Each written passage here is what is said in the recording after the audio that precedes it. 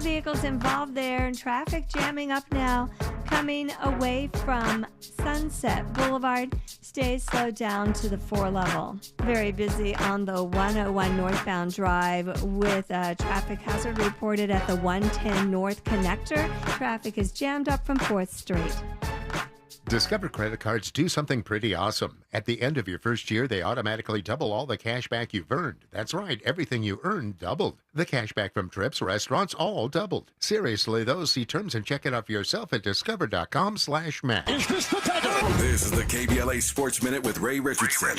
I'm a bad man. We should start preparing ourselves for a goodbye message from tennis legend Venus Williams. The 43-year-old Compton native appears to be in the final phase of her historic career. For the third straight year, Venus was eliminated in the first round of the U.S. Open. She lost in 2 sets Monday night to Greet Menin of Belgium. Before this recent losing streak, Venus was 21-0 in the first round in the U.S. Open. She won 2 of her 7 Grand Slam titles at the Open, but it looks like time and a fragile knee are catching up to her. Even in defeat, a sellout crowd at Arthur Ashe Stadium gave Venus a standing ovation as she left the court. The Dodgers had 16 hits in their win last night over Arizona. They got home runs from Will Smith and Mookie Betts. Betts' homer was his 36th this season, a career high. No debates, no speculation, just the info you need. That's your KBLA Sports Minute. I'm Ray Richardson on KBLA Talk 1580. KBLA Talk 1580 is dedicated to empowering our communities by providing progressive talk radio for our audience. We strive to be an intersectional voice for the voiceless.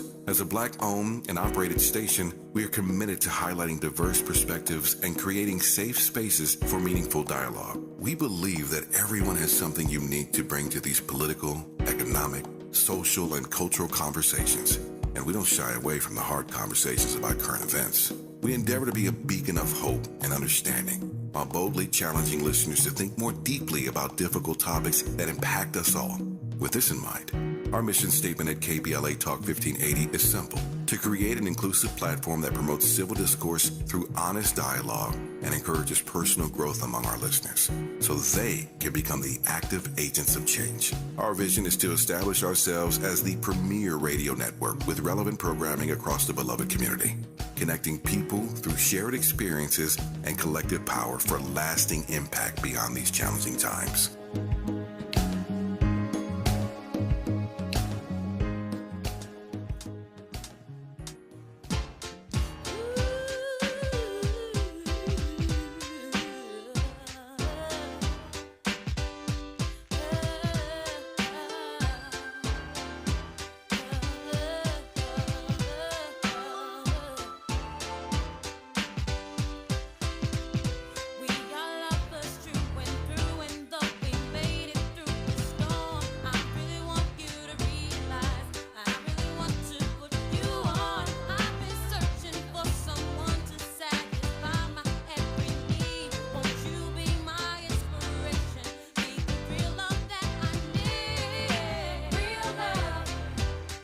The smooth sounds of and the song stylings of Mary J. Blige.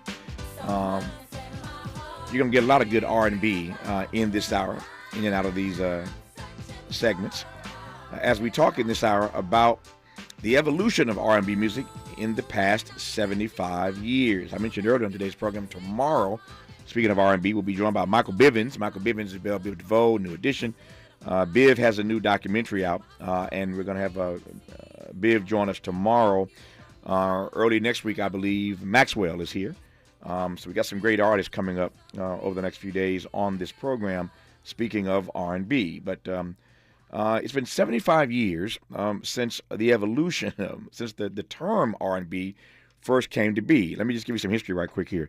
So according to the Library of Congress, y'all know me, I did my research. According to the Library of Congress, the term rhythm and blues, of course, often referred to as R&B, originated in the 1940s when it replaced race music as a general marketing term for all African American music, talking mostly about secular, of course, not religious music. So it was once called race music. Everything we did was called race music until in the 1940s, this term, rhythm and blues, found its way into the lexicon. Apparently, the term first appeared in commercial recording back in 1948, 75 years ago, as I said, when RCA Victor Records began using blues and rhythm music as a descriptor for African American secular songs. So we start referring to race music 75 years ago as R&B. The rest, as they say, is history, and we'll talk in this hour then about the evolution of R&B music with noted scholar and musicologist Dr. Tammy Kernodle, who I'm pleased to welcome back to this program. Dr. Kernodle, how are you today? I'm fine. It's good to be here with you, Tavis. How are you? I'm well. If I complain, that'd be an ingrate. It's good to have you back on our program. Let me start, given that I've shared a little bit of history about how the term R&B came to be, whether or not you think R&B is an apt descriptor for what this music has been over the last 75 years. And while you're at it, I'll get out of your way. Your read of the term race music that was used long before R&B came into, again, our lexicon. Well, let me take the last question first, okay, because race music really exemplifies how black music started to be computed into this recorded sound culture in America. 1920, Mamie Smith goes into the recording studios of OK Records and makes two records. One is Crazy Blues, and the folklore around that is that that particular record in its first pressing sold so many copies that it transformed the recording industry's mindset about black music. Up until that point, there were only a few examples of black artists being recorded. And that was largely because the recording industry believed that black people did not have the expendable cash to buy records, let alone record players. So they didn't really see any intrinsic value in recording the music. And Mamie Smith's Crazy Blues changes that. It sells so many copies that it starts a marketing strategy known as race records and race music. And it was initially focused primarily on blues, really vaudeville blues, women-centered blues, and then it expands as we move into the 1920s and 30s. But it revolutionizes the recording industry in America. In fact, many people refer to the 1920s as the blues boom because so many records were made and so many records were bought. And so that particular terminology is then used as a means of really distinguishing and creating racialized sound in America. And let me say this, they had to do that in some respects because as they expanded beyond blues culture into other idioms, what they found was there was often very little difference between what some white artists were playing and singing and what some black artists were playing and singing. And so they began to create a vocabulary to distinguish or to create this sonic color line of racialized sound. Yeah, no, this is gonna be good. You said enough already. I could do the rest of this hour just in what you said already. When we come forward, I got some questions for Dr. Tammy Kernodle, and she's got answers as we talk about the evolution of R&B music over the past 75 years. Right now, on Tavis Smiley.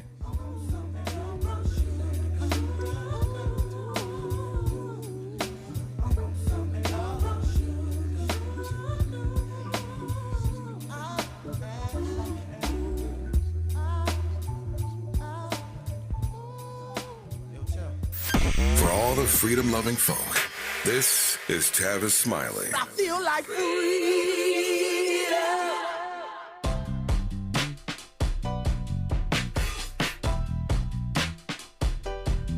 Escalade IQ. This the intro to the all-electric Cadillac, perfection like Zoom. And on a full charge, you get 450 miles without the stop. Haiku. This is what I do. Daddy fat intellect since 92. Linked all the way back, panoramic roof. Come with 24-inch rim standard. Ooh, why? Shawty don't kill him. Cadillac diamond in the back, cold chillin'. And when I'm on attack, on the track is no ceiling. Sky's the limit. You me? Straight drop, no parachutes. Lay lines like a longitude and latitude. Feel it, beloved, clearly we're hustling. Bustin', truckin'. Cadillac.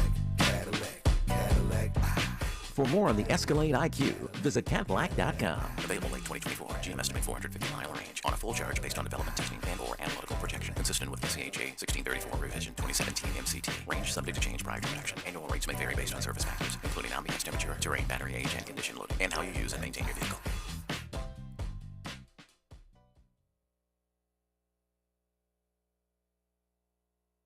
Turning my pain into purpose is pretty much what I have done to start this foundation. In August 2020, after the death of George Floyd, Bridget Floyd and other family members established the George Floyd Memorial Foundation in support of the Black community. It's going to take more than just us as a foundation. It's going to take the community, the world, to make a change. Fight for racial justice for the Black community. Learn how at lovehasnolabels.com. Brought to you by Love Has No Labels and the Ad Council. Be ready for extreme heat in your area.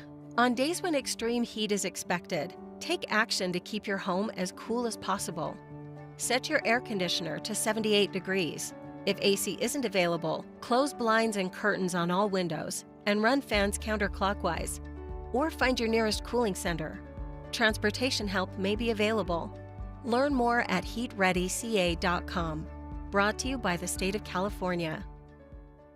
Are you looking to steer your career in a new direction? Driving for the Culver City Bus can be your ticket to a long-lasting career with excellent benefits and paid training. Culver City Bus is looking for customer service and safety-minded bus operators to join the growing team. Culver City Bus offers on-the-job paid training, uniform allowance, and health benefits. Culver City Bus are now even putting their money in your pocket with a one-time $2,500 sign-on bonus. Let us connect you with an essential service job. If you enjoy driving, seek real opportunities for career advancement, and passionate about making a difference in your community, then we invite you to join the team. Start your journey by submitting an application at culvercity.org/job. For more information, visit culvercitybus.com or call the live customer service operator at 310-253-6500. Again, 350-253-6500.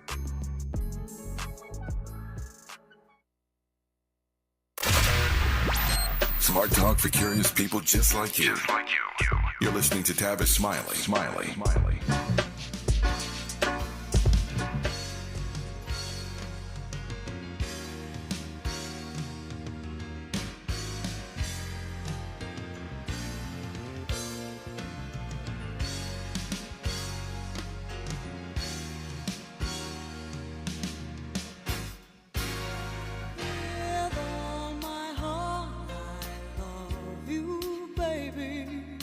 Stay with me, and you will see my arms will hold you, baby.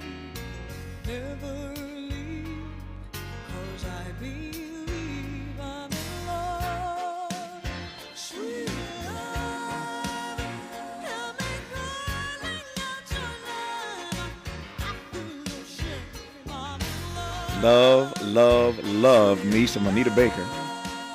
We are talking in this hour about the evolution of R&B music in the past 75 years, once known as race music. That descriptor was how they defined all black music, save religious, save gospel music. But the term R&B comes into the American lexicon about 75 years ago, and we are talking in this hour about the evolution of R&B over the past 75 years. Our guest is Dr. Tammy Kernodle. She is a university distinguished professor in the Department of Music at Miami University of Ohio, where she specializes in African American music, concert and popular and gender studies in music. I am told that her class is listening to this conversation. So, hey, y'all, shout out to the class at Miami University in Ohio from Tavis, Smiley, and the team here at our program. Glad to have you checking out this conversation with your brilliant professor, Dr. Kernodle. You said a couple things earlier that I want to interrogate right quick and give you a chance to unpack. We're talking about R&B, but you obviously talked about Mamie Smith. You talked about blues. And let me just ask you point blank whether or not blues is America's greatest cultural export ever. I would say yes and no. Okay. I think it's in the top 3 American cultural export. Okay. I want to hear your list, but go ahead. You want to hear my list? Yeah. Okay, so first of all, I think that the spiritual, Ooh. we cannot negate the Negro spiritual in that, because that is the first representation of Black essence and folkness that is globalized. The Fifth Jubilee Singers take that to Europe in the 1870s, and that is for Europeans the first real indigenous authentic form of American music. So that's how they identify it, because it is endemic to the Black American experience. I think the blues is second, because the blues it develops and extends out of the spiritual tradition. And many of us refer to it as a secular spiritual, because it captures in earthly terminology this spirit of transcendence and spiritual fleshly transformation that we get in the spiritual, right? And then I think the third is jazz. The fourth would be hip hop. Okay, so I'm writing this down. You got. So I'm writing down your list. You got spiritual number 1. Blues number 2. Jazz number 3. Yeah. What'd you say after that? And you know what? I would say there's an equal tie between R&B or soul music and hip hop. Okay. And I say that because, it really is about context of time and how people are engaging with Black culture and Black music, and how it is being disseminated and marketed. All right, we're gonna unpack that in just a second here. Some breaking news, and this is a real serious pivot. Some breaking news here, and I only raise this in part because we were just talking about this in our last hour. We were talking, actually, both hours today. In our first hour, we were talking politics with David Jolly, and the name Mitch McConnell came up in that conversation. In our second hour, we were talking with the sheriff, the first African American to be elected sheriff in the South. Nat Glover was sheriff in Jacksonville. He and I were talking about Mitch McConnell, and sadly and apparently Mitch McConnell has had another one of those incidents where he's frozen in the middle of his talking and had to be taken away.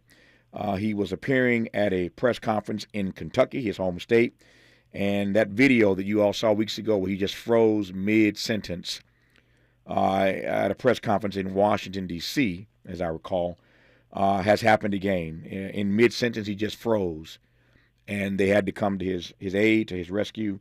I am certain it's all over the news right now. I'm in a studio, of course, but if you turn on the television, I'm sure it's on all the news programs already. Mitch McConnell has had another one of these moments where he just sort of froze in mid-sentence and had to be assisted and aided. It has happened yet again. Why is that important? Because we were talking earlier today, pardon this interruption, Dr. Kernodle. We'll get back to R&B in just a second. We were talking earlier today about some new data that shows that Joe Biden's age is a liability for him, just as Donald Trump's legal woes are a liability for him. And so this age issue is a real factor. Joe Biden, as we discussed earlier on the program yesterday, he campaigned 4 years ago basically from Delaware. You recall the pandemic was underway, and he couldn't really get out across the country to campaign and chose to basically campaign from that basement in Delaware. This time around, he has to hit the hustings. He's got to hit the road to campaign this time around. And we were talking yesterday about how many doors that opens for more flubs, for more falls, for more miscues, missteps as he's crisscrossing the country campaigning for the White House. They're going to watch him very carefully and orchestrate his moves very carefully. But his age is his age, and you can't deny that. We were talking recently on this program about Dianne Feinstein and why she won't step aside in the U.S. Senate. So this age issue, I'm not trying to hate on those who are chronologically gifted, but this age factor in our politics is real. And these persons refuse to step aside. And Mitch McConnell, once again, all over the news, appearing to freeze once again in an exchange with reporters at a press conference. And that's the sad part. This seems not to happen in private spaces. Maybe it does, and we just don't know about it, obviously. but it's happening too often now where in public spaces he just freezes and can't move and can't talk, and he just has this glazed look on his face. Again, it's all over the news, and just wanted to share that with you, and I'm sure you'll be seeing it in the coming days, and there'll be a lot of commentary about that. And frankly, while Mitch McConnell isn't running for president, every time Mitch McConnell has one of these moments, it shines another light on Joe Biden and on his age and what we can expect if he, in fact, wins a second term. So enough said about that. I wanted to bring that to you because the story is making the rounds. It's trending everywhere, and I didn't want you to be out of the loop on that particular story. But that said, we continue now. Sorry to the class at Miami University in Ohio for that detour. But back to the good R&B conversation we were having about the evolution of this music over the last 75 years. You said something moments ago that I want to come right back to quickly here. When I asked you whether or not the blues is America's greatest cultural export, you said, number two. You put the spirituals as number one. I don't argue that. You got the blues as number two, jazz as number three, then R&B, soul, and hip-hop sort of tied. All of this stuff, as you know, is hegemonic around the globe. As I look at this list, there's one thing about it that's obviously undeniable, and that is that black folk are at the epicenter of every one of these genres: spirituals, blues, jazz, R&B, soul, and hip-hop. Black folk are at the epicenter of that. Obviously, that ain't no surprise to you, Dr. Kernodle. No. And we have been responsible for so many cultural revolutions, whether we have been acknowledged or not. And part of that lack of acknowledgement goes back to your initial question about the terminology R&B. You know, that was terminology that was created solely by the industry, particularly Billboard magazine, in order to categorize and to document what was the dissemination, the selling, and also the radio play and the consumption of black music at that time in the late 1940s, because black music by that time had broken out of these spaces of insularity into the mainstream, largely because of radio, but also because of the rise of independent labels that would prove to be so important in terms of the progression of blues and the progression of R&B from just simply being an umbrella term to actually being specific subgenres of music that would emerge in the latter part of the 20th century and the 21st century. We obviously didn't choose the term race to define our music. Race music is what it was called earlier, prior to 75 years ago. And to your point a moment ago, Dr. Kernodle, we didn't choose the term R&B. Two questions. What might we have chosen, if you've ever thought about this? I don't know. What might we have chosen if given the opportunity to label our stuff as opposed to them giving us a label R&B? Number one. And number two, even though we didn't get a chance to choose it, is it an apt description for the kind of music we put forth over the last 75 years? Well, I do think that it's an accurate description if you're talking about the essential elements that kind of define what R&B was as a genre. I mean, R&B was no singular thing, even in 1949 when they started using the terminology. So if you looked at the Billboard charts at that time, you could see anything from Muddy Waters to Big Mama Thornton into the 50s, to Illinois Jacquet or any of the jump bands. So we had terminology that we were using for the different variant styles. You know, Chicago blues was Muddy Waters. The kind of sound that you hear from Little Richard very early before rock and roll is used was called jump blues. You know, we used boogie woogie. So we had all of this terminology that we were using to describe these different variant forms. But unfortunately, they all got codified under R&B, and that was just because of marketing and because they wanted to really be able to document quantitatively the popularity of that music. Yeah, I've had a number of conversations over the course of my career, as you might imagine, with a variety of artists who have at various times pushed back on the notion of having their music categorized to begin with. I understand from an industry perspective when you walk into a record store, which doesn't really exist anymore like they used to. Everybody's downloading and everything is online. But a number of artists I've spoken to over the years who have pushed back again on this notion of having their music categorized to begin with. If it isn't categorized in some way, when you walk into the store, you don't know necessarily where to find it.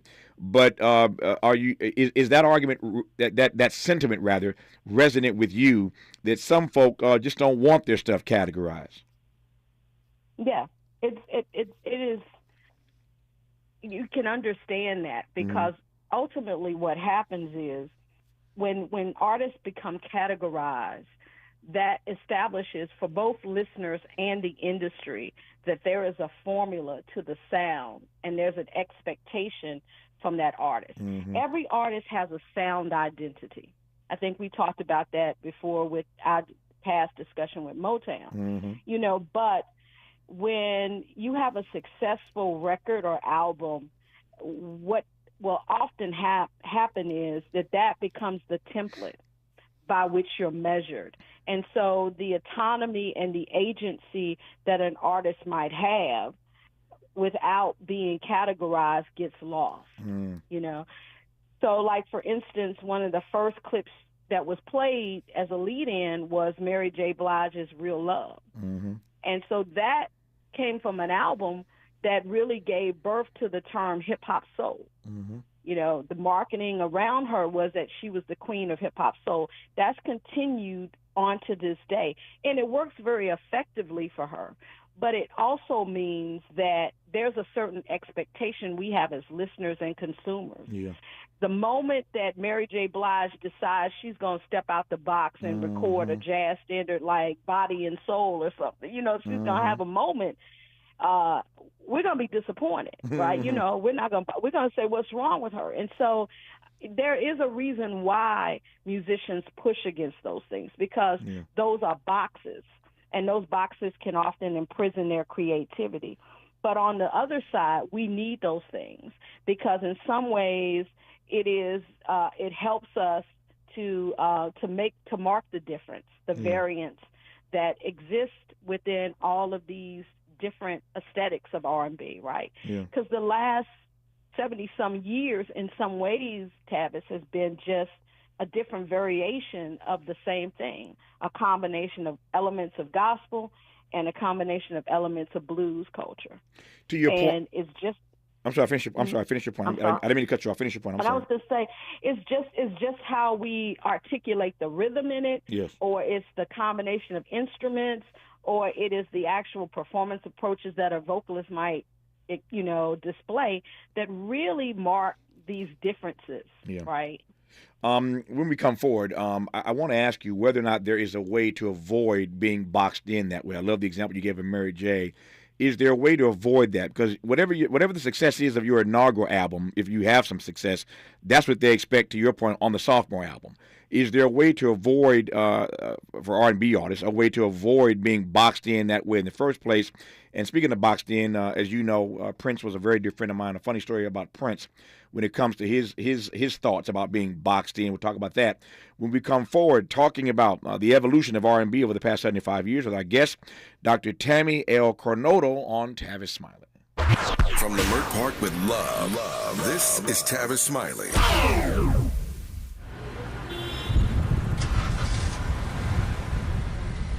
What's up, party people? It's your favorite MC's favorite rapper, MC Light here. And we're celebrating 50 years of hip-hop, authentically powered by Cadillac. And we're going to take it way back to where it started.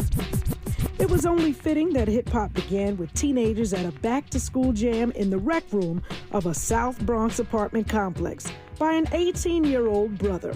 By the way, I'm also sure he had a Cadillac parked outside. He noticed the energy on the dance floor when he switched between two turntables, extending the beats, repeating the breaks, and never losing the rhythms. And that was the birth of hip-hop. And from that moment, it took off.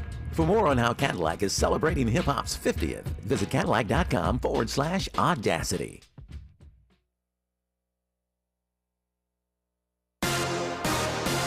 I'm Mike Moore. Here's the latest from the Black Information Network. 2 former leaders of the right-wing Proud Boys will be sentenced today for seditious conspiracy for their roles in the January 6th attack on the U.S. Capitol. Federal prosecutors are asking that former Proud Boys chairman Enrique Tarrio be sentenced to 33 years in prison and co-defendant Ethan Nordine be sentenced to 27 years for trying to stop Congress from certifying Joe Biden's victory in the 2020 presidential election. Coolidge Ball, the first black student athlete to be enrolled at the University of Mississippi, has died. The announcement was made Tuesday by University Chancellor Glenn Boyce, who called Ball a pioneer and trailblazer whose courage helped to open the doors for countless other student athletes at Ole Miss. Ball was 71. And that's the latest. I'm Mike Moore from your 24/7 news source, the Black Information Network and BINnews.com.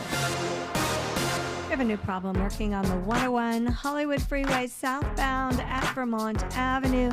2 vehicles involved there and traffic jamming up now coming away from Sunset Boulevard. Stays slowed down to the 4 level. Very busy on the 101 northbound drive with a traffic hazard reported at the 110 North Connector. Traffic is jammed up from 4th Street.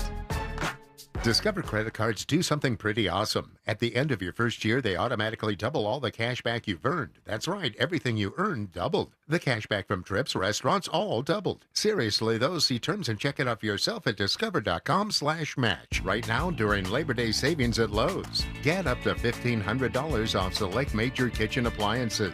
Lowe's knows home improvement. Valid through 8/30. Savings vary based on purchase amount. Exclusions apply. See Lowe's.com for details. This is the KBLA Sports Minute with Ray Richardson.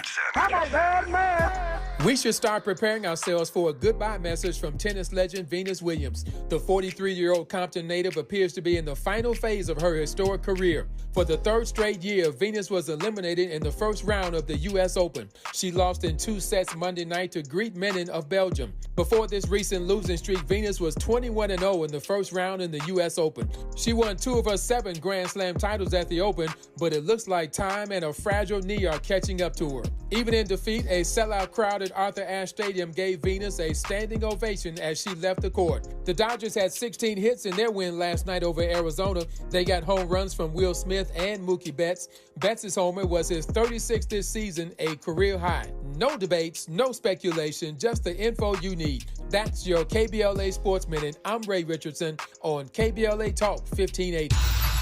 Happy anniversary, KBLA! KBLA Talk 1580 is celebrating its 2nd year anniversary, but you ain't seen nothing yet. Always bet on black. We're KBLA Talk 1580. We've got a lot to talk about.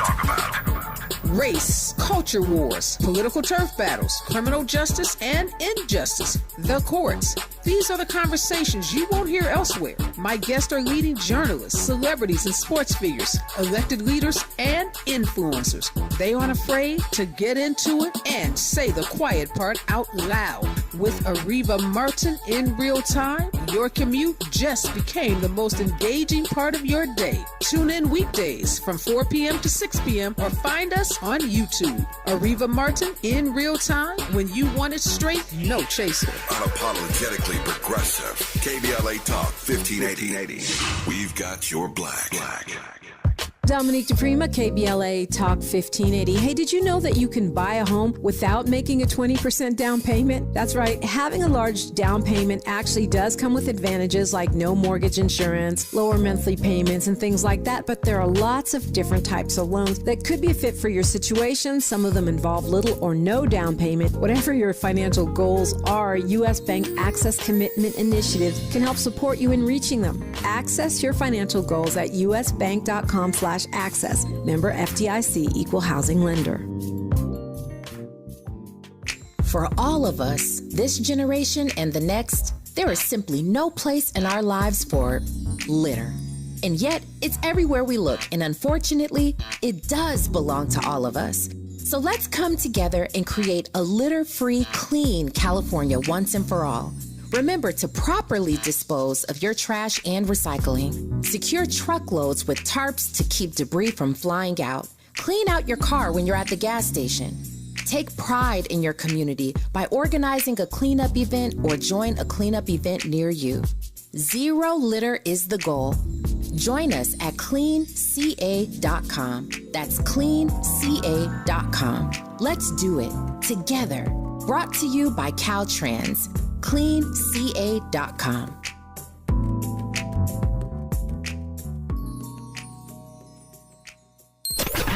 Let's get back to more of Tavis Smiley right now.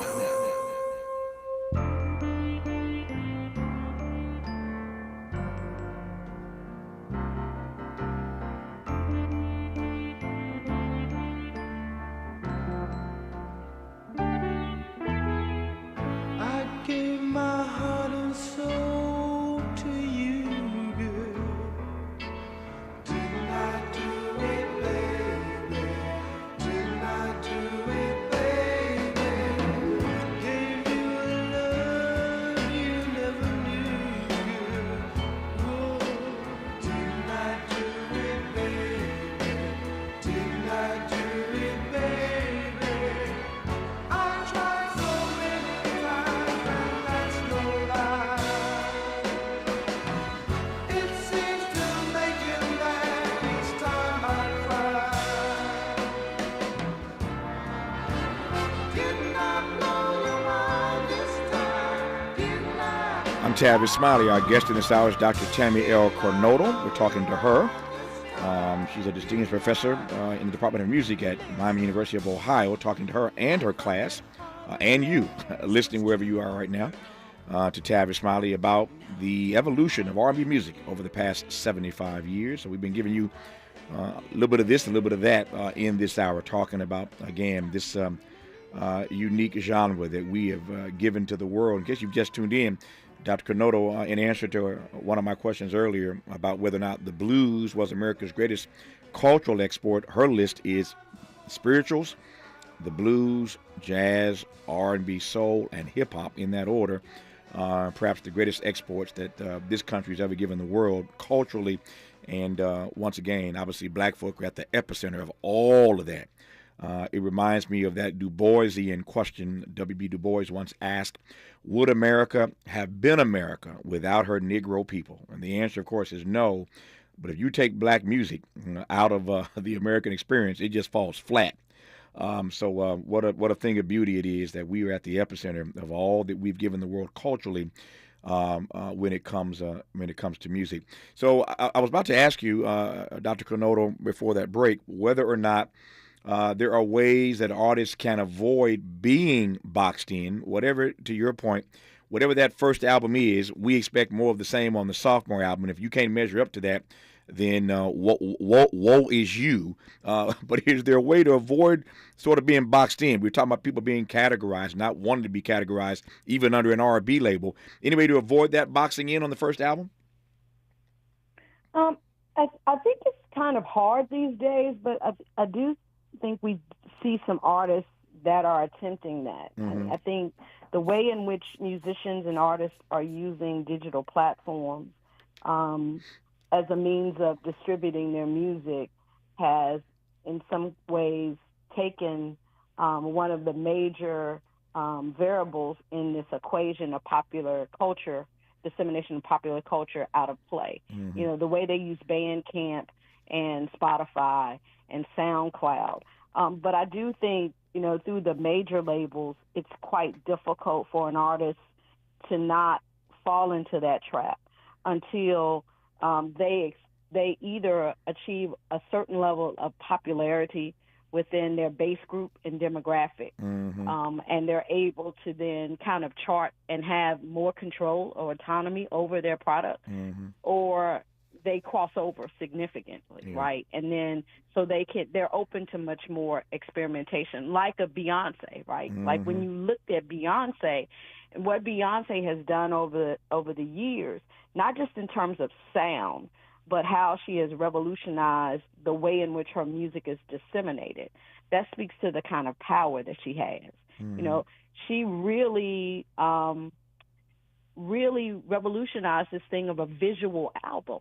You know, we've not seen that kind. We've seen videos, Mm-hmm. but not albums that are supported through film in the way that like Lemonade was.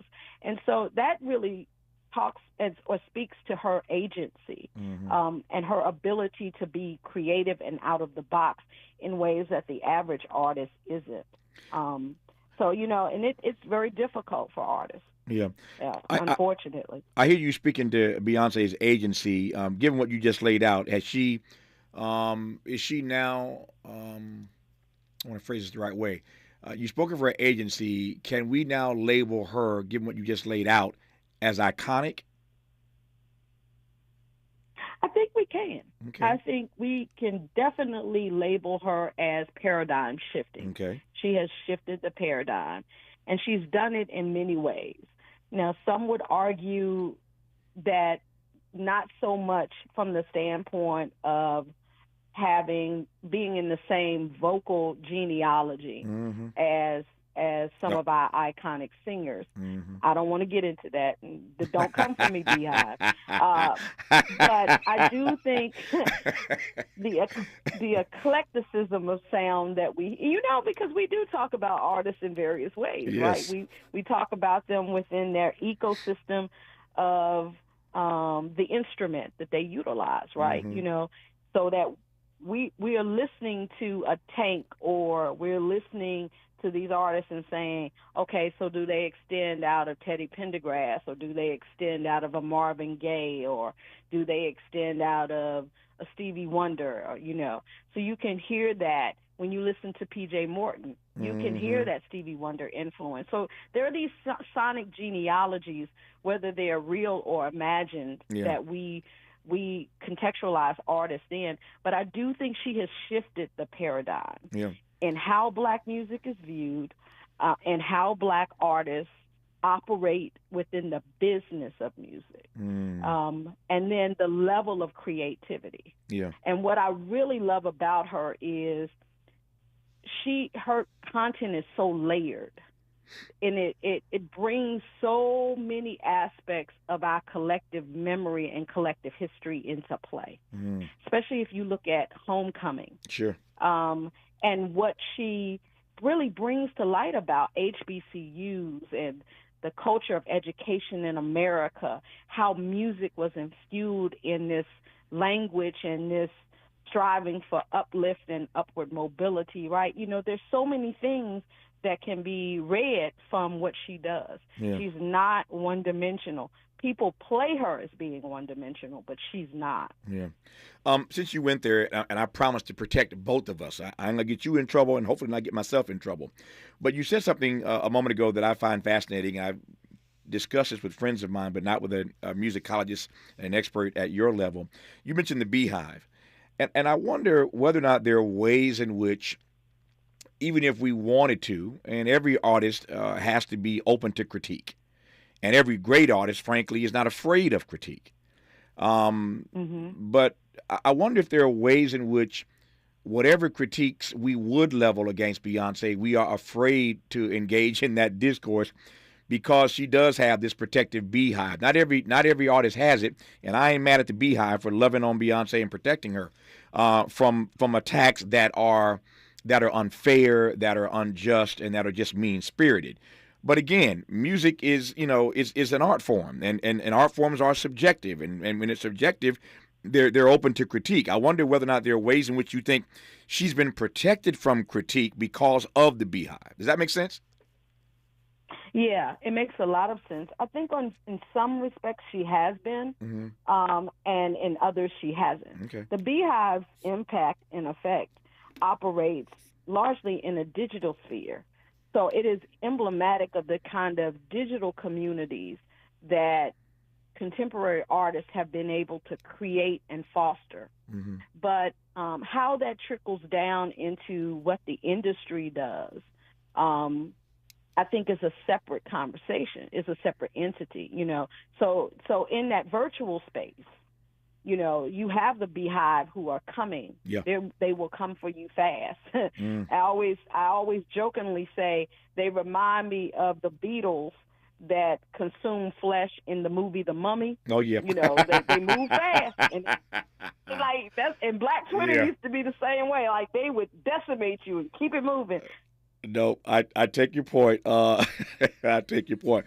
Talking with Miami University of Ohio's brilliant and distinguished university professor, Dr. Tammy Kernodle, about the evolution of R&B over the past 75 years. And you can't do that without talking about one Beyonce, as we just did. More of Tavis Smiley when we come forward.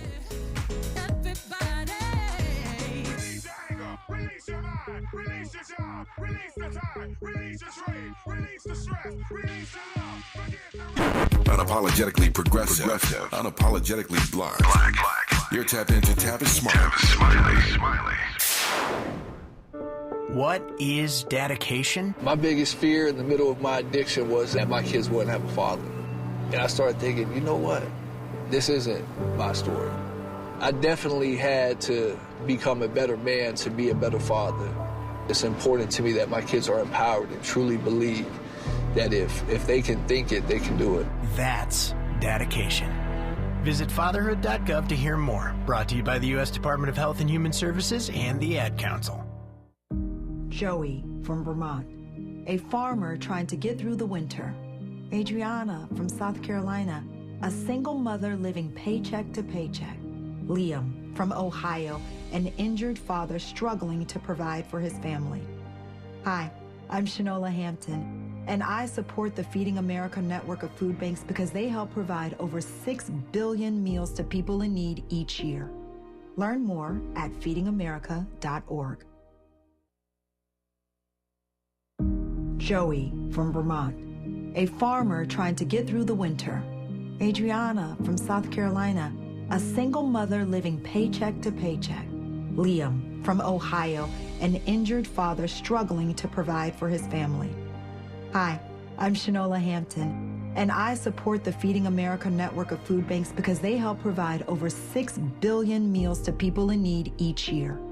Learn more at feedingamerica.org. Hello, I'm Will Jimeno.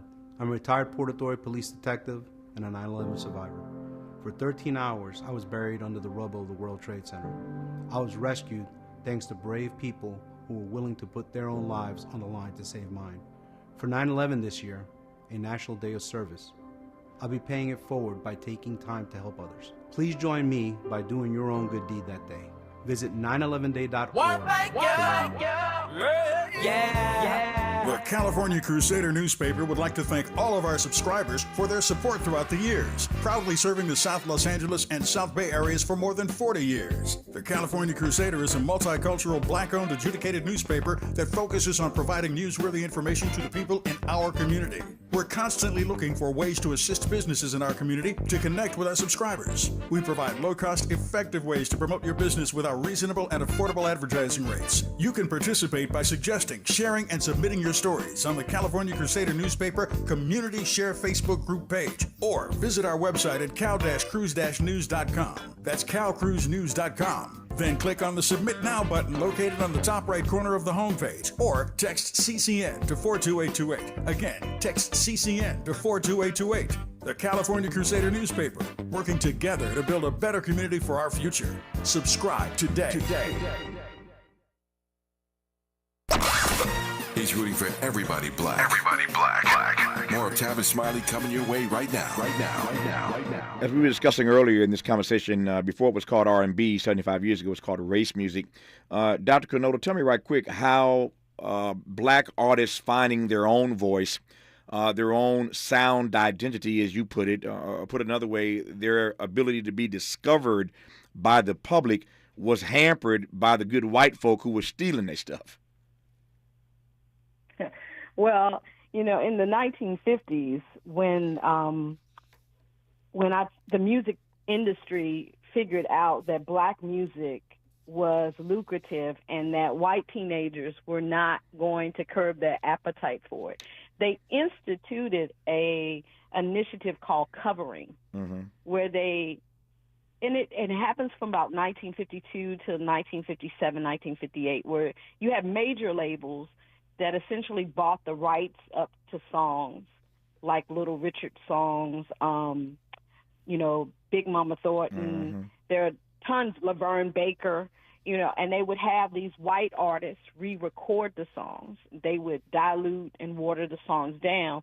And then because they had fatter pockets and bigger budgets, they could out-promote these smaller labels and thus get their music played on radio stations and get it situated in record stores.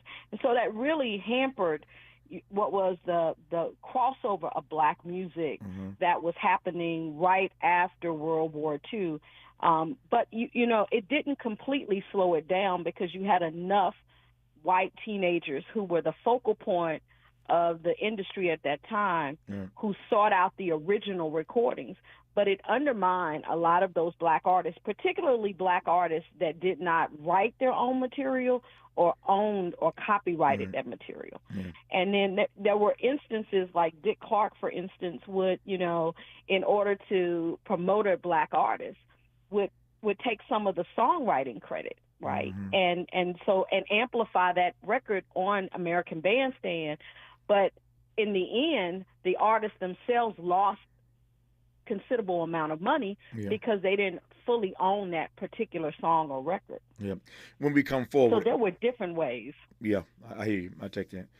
When we come forward, we got about 5 minutes left in conversation with Dr. Kernodle. We're going to do a fast lightning round of questions I want to ask her right quick.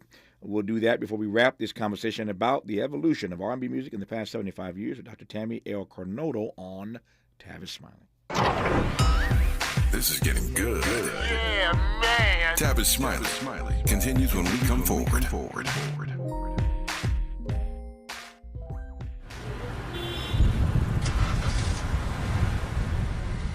What's up, party people? It's your favorite MC's favorite rapper, MC Light here. And we're celebrating 50 years of hip-hop, authentically powered by Cadillac. And we're going to take it way back to where it started. It was only fitting that hip-hop began with teenagers at a back-to-school jam in the rec room of a South Bronx apartment complex by an 18-year-old brother. By the way, I'm also sure he had a Cadillac parked outside. He noticed the energy on the dance floor when he switched between two turntables, extending the beats, repeating the breaks, and never losing the rhythms. And that was the birth of hip-hop. And from that moment, it took off. For more on how Cadillac is celebrating hip-hop's 50th, visit Cadillac.com/audacity. KBLA Talk 1580. We've got a lot to talk about. KBLA Talk 1580, connecting you with services and solutions. South Central Youth Empowered Through Action is the youth component of the impactful CBO, known as the Community Coalition. South Central Youth Empowered Through Action has chapters at almost every South LA high school. Say Yeah, as they are popularly known, is located at 80th and Vermont, but serves young people all over South LA. Under the COCO umbrella, they train youth organizers, help underserved scholars prepare for college, and work with students to help them gain admission to top universities. South Central Youth Empowered Through Action fosters teen activism, where young people have led campaigns moving tens of millions of dollars to South LA schools and forcing officials to make AP classes available to students in under-resourced institutions. SCES scholars have taken part in the March on Washington, been published in major news outlets, and been elected to city council. Long before she was mayor, Karen Bass started the program when she founded the Community Coalition. To donate, volunteer, or enroll a student in South Central Youth Empowered Through Action, please visit cocsouthla.org. cocsouthla.org. This is a community call to action from KBLA Talk 1580. My ride smells just right, just right, just right, just right. Y'all gotta try that Febreze car. Just right, just right, just right. La la la la la. With up to 40 days of consistency, all over Febreze car clips right on your vent. You know my car's my happy place. Keep that smile on my face when it smells just right, just right, just right. Yeah, breathe happy Febreze. La la la la la. More honesty than you can handle. More empowerment than you can imagine. You're tuned in to Tavis Smiley. Okay, 5 minutes, Dr. Kernodle. I got about 5 questions, I think, here. Let's run through them right quick. Number one, as we talk about the evolution of R&B over the past 75 years, talk to me about R&B right quick as a reflection of cultural shifts over that time. Well, I think if you look at the last decades of the 20th century, the shift from the funk-heavy band sound of the 70s and the early 80s to the more produced, synthesized sound of the 90s and the New Jack Swing, and then how that creates this variant of neo-soul that lends itself back to the acoustic band aesthetic. You can hear the reverberations of that even in our contemporary hip-hop. Talk to me about the evolution of R&B over the past 75 years when it comes to lyrical themes. Are the themes the same, or have they changed? Yeah. Yes and no. So there tends to be a focus on love and sexuality and explicit sexuality in contemporary R&B. And I think in some cases we have lost the kind of social critique and commentary that was so much a part of R&B culture from its very beginning. The blues is about telling the truth and documenting the history, and I don't think we hear enough of that in our contemporary R&B. Yeah. So I think there are some things that are retained, but we have lost that part of that music that made it special in terms of critique and documentation. That said, is R&B 75 years into this journey still the cornerstone of popular music? No.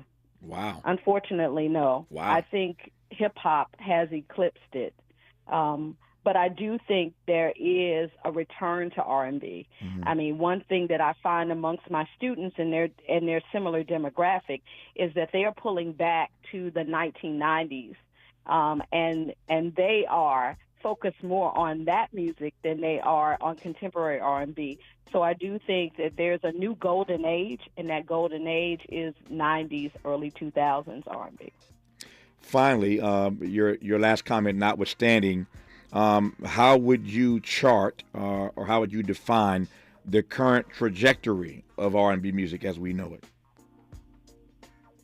I think it's going to make a comeback. I think we have some voices from the past that are reemerging, Maxwell, Usher, SWV, but also this new generation of artists like Lettucey, who are really progressing R&B as aesthetic, and I think in some ways reclaiming some of those things that I was saying was lost in some of the R&B, of the last decade. Yep. So I do think R&B is on the rise again. I love it.